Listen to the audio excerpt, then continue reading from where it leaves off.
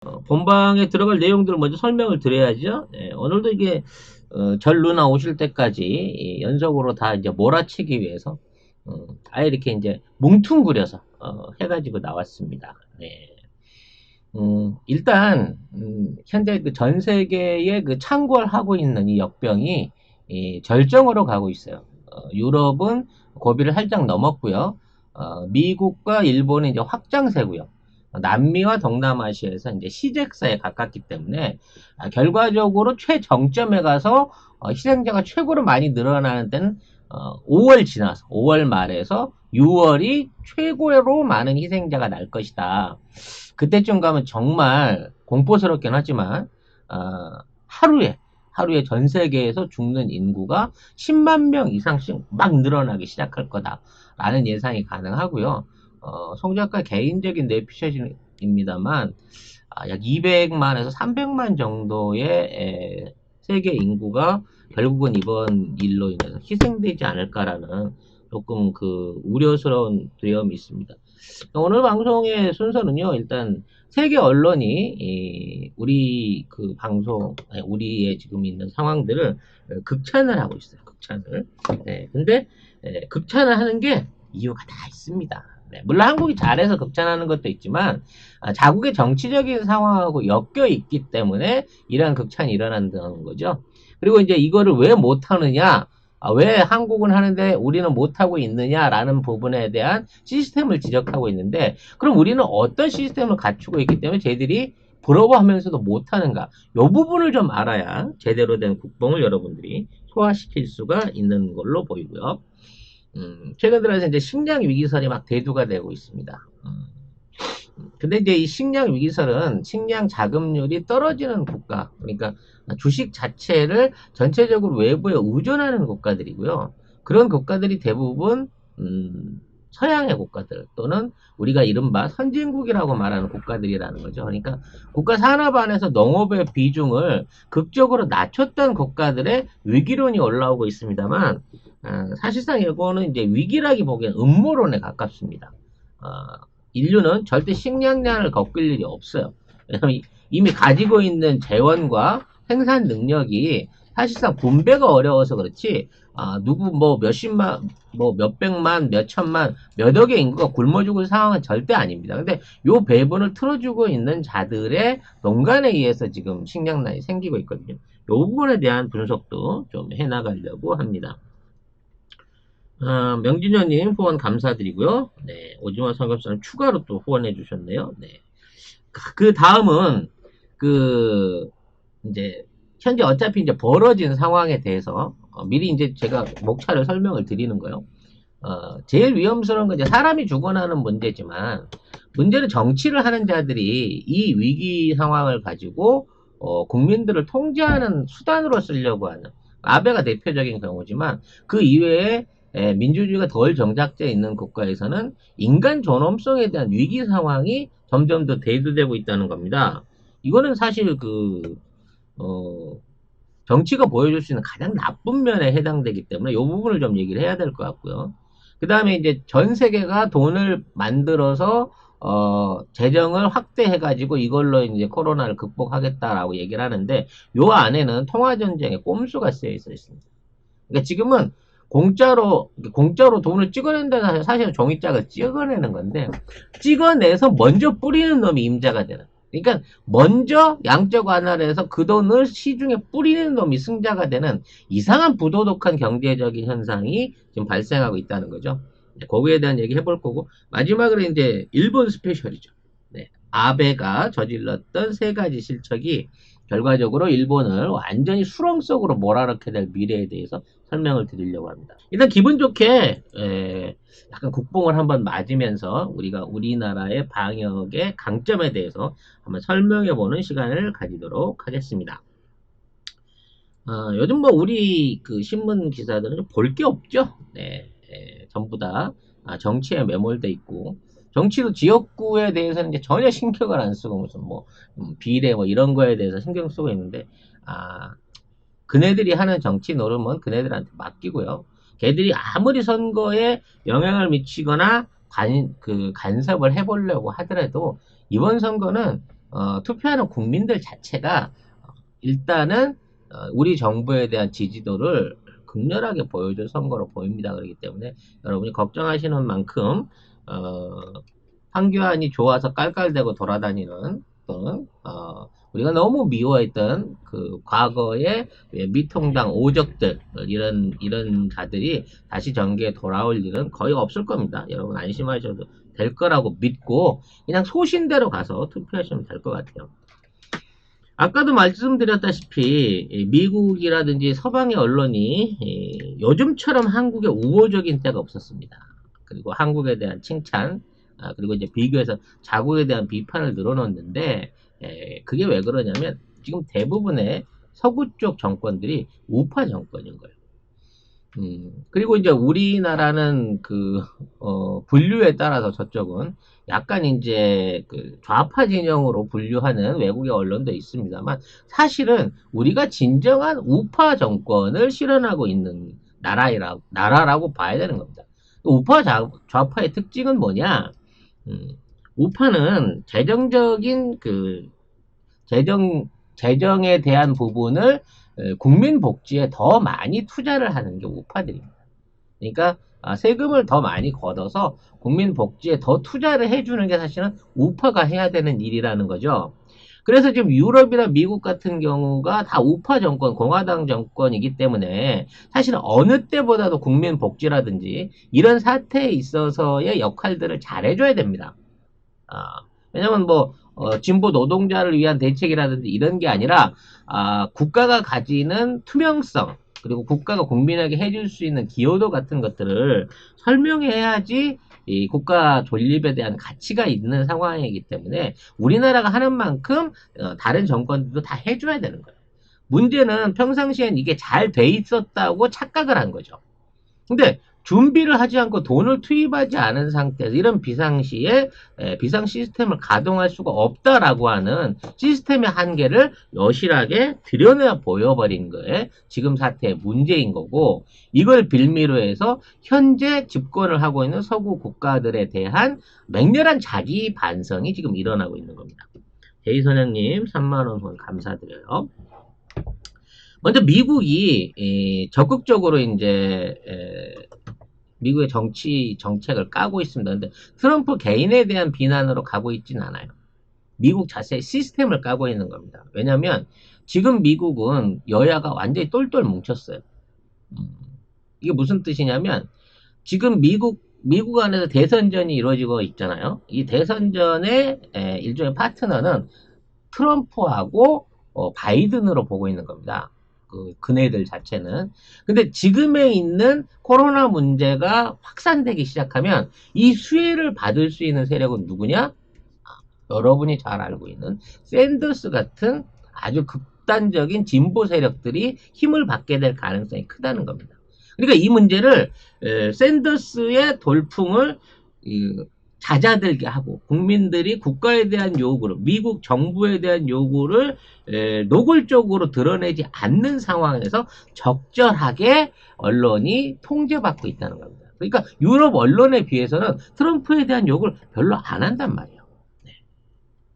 그래서 미국 일간지 중에 제일 힘있는 조중동이죠. 워싱턴 포스트를 보면 한국의 민주주의가 코로나를 이길 수 있다는 걸 보여준다라는 식으로 얘기를 합니다.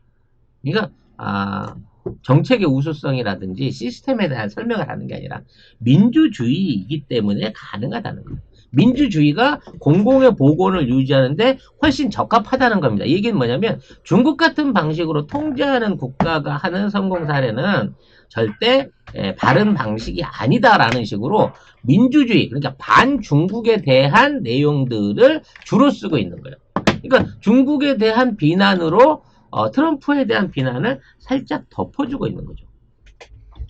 그래서 이들의 어떤 비난 내용을 보면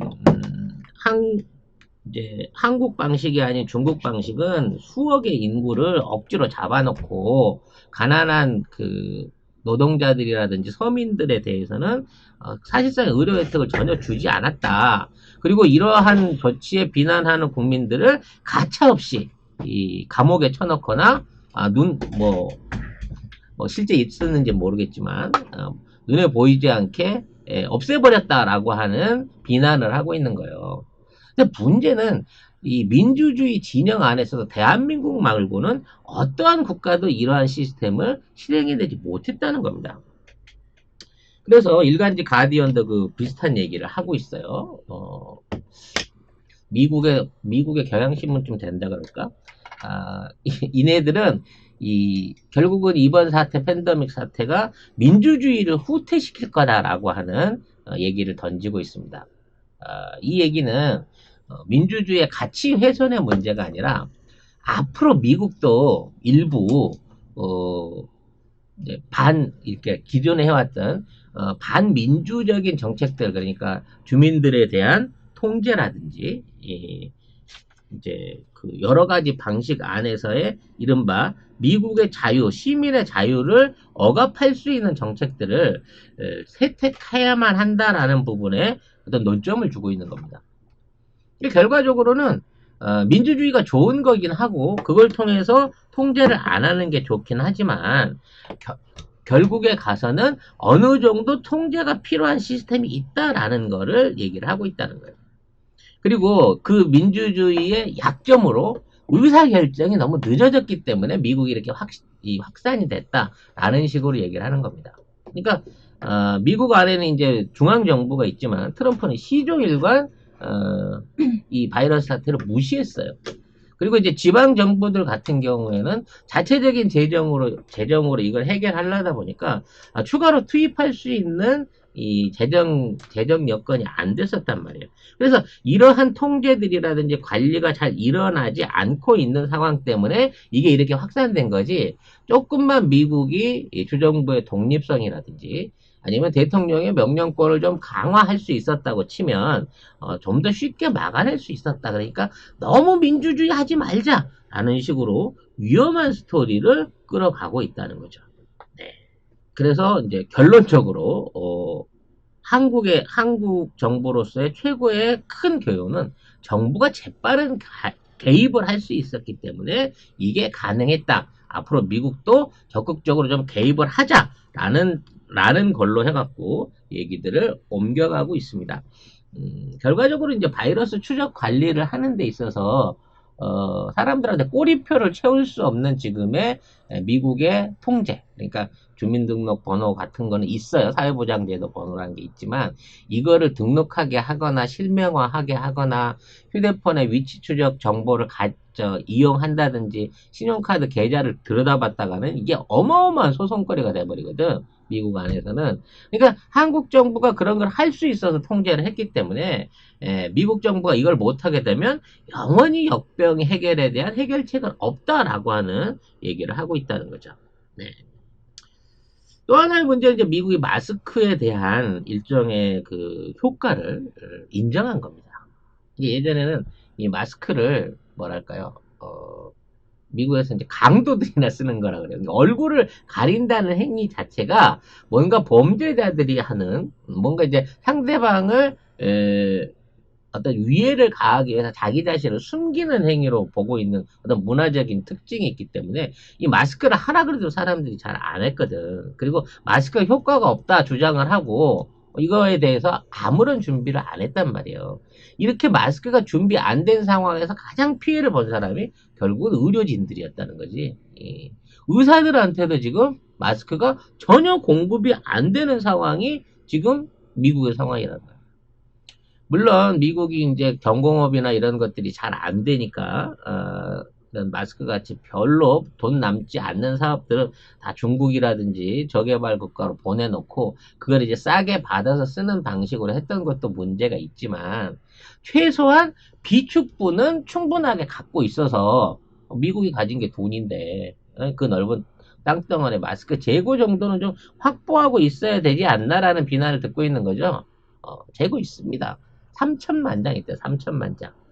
근데 이 3천만 장으로서는 필요로 하는 3억 장 이상의 마스크를 전혀 공급할 수가 없기 때문에 일선의 의료진한테도 마스크를 공급을 못하게 됐고 결국은 자체적으로 우리로 말하면 이제 그 중앙 방역 안전 센터 이런 데서 집에서 메리아스나 호너스로 가지고 이거를 찢어가지고, 이렇게 몇 마스크라도 만들어서 이거 갖고 가라. 라는 방식으로 얘기를 하고 있다는 겁니다. 이거 정말, 말도 안 되는 얘기죠. 네.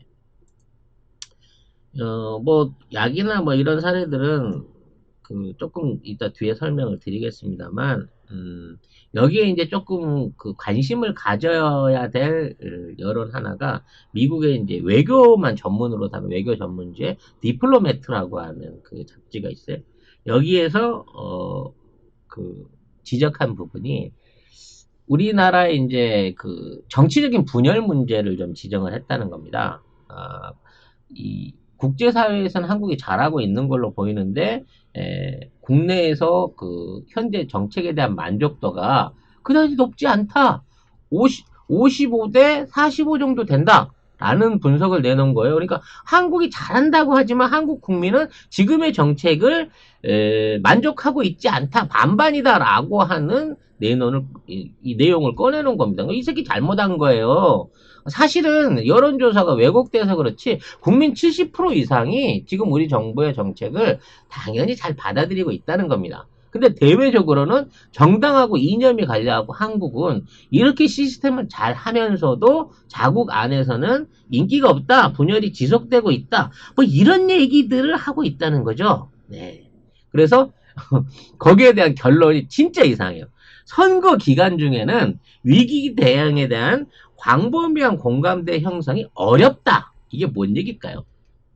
트럼프가 잘하든 못하든 이 자체가 선거하고 연결돼서는 안 된다. 제일 잘하고 있는 한국에서도 선거철 되면 정치는 늘 언제나 분열했다라고 하는 식으로 얘기를 하고 있다는 거예요. 그러니까 요 내용들을 전체적으로 보면 한국이 잘했다라는 전제안에 미국을 까고 있고 트럼프를 보호하고 있고 지금의 대선 정국에 활용될 수 있는 얘기들 그리고 그동안 미국인들에 대해서 이제 너무 방임하게 벌려졌던 자유민주주의라는 거에 대해서 통제를 본격적으로 해야 된다는데 미국 정치가 어느 정도 합의를 보고 그쪽으로 몰고 가지 않겠나라고 보여요. 그래서 앞으로 미국도 중국 정도까지는 아니겠지만 어느 정도 개인정보라든지 주민 통제에 대한 어떤 권한을 발휘할 수 있는 법안 내지는 그러한 제도들이 들어오게 될 상황이 높다라고 볼 수 있는 거죠.